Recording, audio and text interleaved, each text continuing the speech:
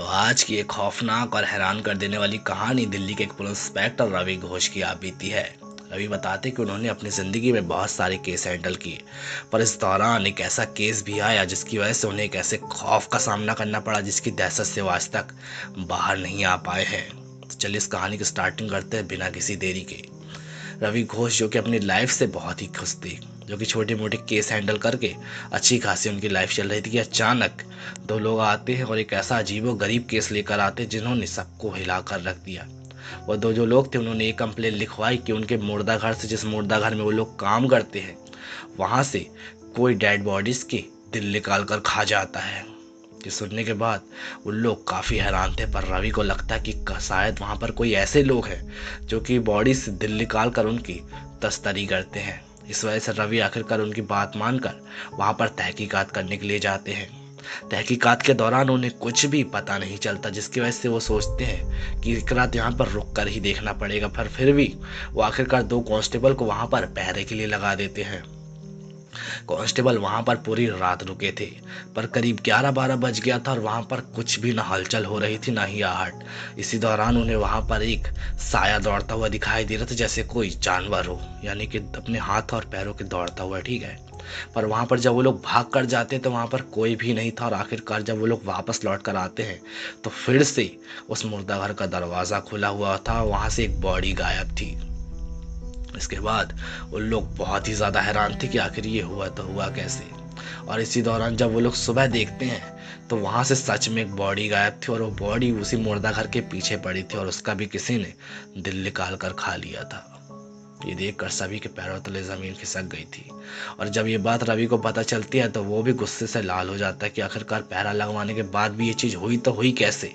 Constable को काफ़ी चिल्लाते हैं और ये फैसला लेते हैं कि वो भी उसी मुर्दा घर के बाहर पहरा देकर देखेंगे कि आखिरकार ये सब पॉसिबल कैसे है।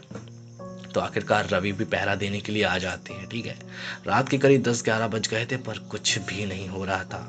रवि और दो कांस्टेबल वहीं पर ठीक तरीके से पहरा दे रहे थे। इसी दौरान करीब रात के 12-1 बजे का टाइम हुआ होगा कि उन्हें, मतलब एक कांस्टेबल को, मतलब वहाँ पे जो गार्डन में ऐसे पौधे रखे होते गमले के, उसके पीछे दो हाथ दिखाई देते हैं। वो कांस्टेबल चिल्लाते हुए जाता है कि वहाँ पर कौन है, बाहर निकलो वहाँ से, इस तरीके से चिल्लाते हुए जाता है कि तभी वो जो हाथ थे ना अचानक वहाँ से गायब हो जाते हैं। वो कांस्टेबल वहाँ पर दौड़ते हैं कि अचानक से उनका पैर पकड़कर कोई उन्हें खींच ले जाता है।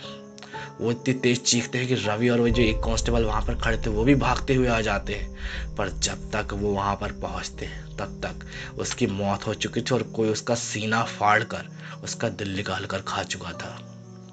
ये देखकर मानो रवि और उस कांस्टेबल का भी खून जम जाता है। इतने निर्दयी तरीके से कौन मार रहा है, वो भी इतनी जल्दी, जैसे कोई जानवर खुलेआम भाग रहा हो, बिल्कुल आदमखोर टाइप का, जो कि बिल्कुल भूखा हो इस तरीके से। ठीक है, रवि और जो कांस्टेबल था वो भी दहशत में थे, पर क्या करते, नौकरी पे है अपनी। ठीक है, वो लोग आसपास देखते तो उन लोग को कोई भी दिखाई नहीं दे रहा था। तभी अचानक उसी मुर्दा घर के ऊपर उन्हें एक औरत दिखाई देती है जो कि अपने हाथ और पैरों के बल चल रही थी।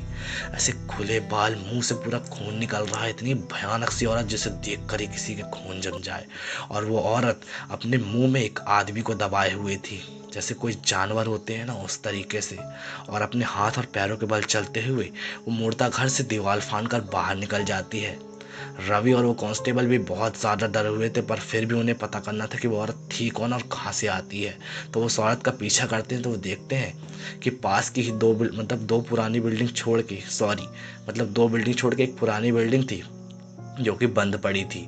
वो उस बिल्डिंग की दीवार पर जैसे कोई छिपकली चलती है उस तरीके से चलते हुए चढ़ रही थी और आखिरकार खिड़की से होते हुए और एक रूम के अंदर चली जाती है। रवि की दहशत के कोई ठिकाना नहीं था, पर फिर भी वो अपनी नौकरी पर थे तो उन्हें देखना था कि वो कहाँ से आती है, क्या कर रही है वो उस कमरे के अंदर। ठीक है, तो पता करने के लिए आखिरकार उस बिल्डिंग में घुसते हैं। पूरी की पूरी बिल्डिंग खाली पड़ी थी, वहाँ पर किसी का भी नामो निशान नहीं था और जिस रूम में वो घुसी थी ना वो रूम भी बंद था।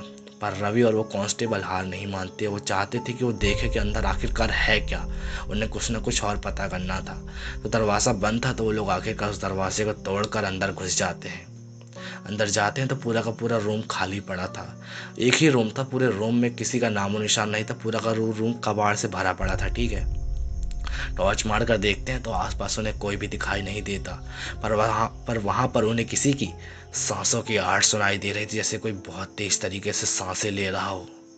इसी दौरान जब वो लोग टॉर्च मार कर ऊपर देखते हैं तो सीलिंग पर एक औरत खून से बिल्कुल लहूलुहान ऐसे ऊपर चपकी थी, इतने भयानक तरीके से जिसे देखकर किसी का भी खून जम जाए। और उसे देखकर रवि और वो लोग इतनी दहशत में आते हैं, इतनी तेज भागते हैं जिसकी कोई भी लिमिट नहीं थी। ये देखकर रवि को अपनी आंखों पर विश्वास नहीं हो रहा था कि वो क्या देख रहे हैं, ठीक है। पर इसके बाद वो ऑल इंस्पेक्टर्स के साथ वहां पर पहुंचते हैं कि पता करने के लिए आखिर वो औरत क्या है। उन्हें भी विश्वास नहीं हो रहा था अपनी आंख पे कि वो लोग क्या देख रहे हैं, ठीक है। पर आखिरकार जब वो लोग और पुलिस वालों के साथ अंदर जाते हैं तो वो औरत वहां से गायब थी। वहां पर कोई भी नहीं था, बस वहां पे खून ही खून फैला हुआ था पूरे कमरे में। जैसे कोई मुर्गा काटने वाले होते हैं ना तो खून खून फैल जाता, वैसे ही पूरे खून फैला हुआ था कमरे में, ठीक है। और आखिरकार इसके बारे में इन्वेस्टिगेशन करते हुए जब मतलब पास के रहने वाली बिल्डिंग के लोगों से जब वो लोग बात करते हैं ना, रवि और कांस्टेबल, तो उन्हें पता चलता है कि पहले उस बिल्डिंग में, उस कमरे में क्या नाम था, रीना डिकोस्टा करके एक लड़की रहा करती थी, एक औरत रहा करती थी जो कि एक डायन थी, जो कि लोगों को पता नहीं था कि वो एक डायन है। जब धीरे धीरे करके उस बिल्डिंग के लोग मारे जाने लगे तब उन्हें पता चला कि वो डायन ही थी जो सबको मार कर खा जाती थी, ठीक है। इस वजह से धीरे धीरे करके वो बिल्डिंग पूरे तरीके से वीरान और खाली हो गई। इसके बाद से आसपास के लोगों को भी बहुत खतरा महसूस होता उस डायन की वजह से। तो दोस्तों ऐसा सा किस्सा रवि के साथ हुआ था। तो स्टोरी अच्छी लगी तो सब्सक्राइब कर लेना, और ऐसा तुम्हारे पास कोई किस्सा है तो कमेंट करके बताना, तुम्हारे ऊपर भी एक स्टोरी बनेगी। मिलते हैं नेक्स्ट स्टोरी में, तब तक के लिए टाटा बाय बाय, जय श्री राम।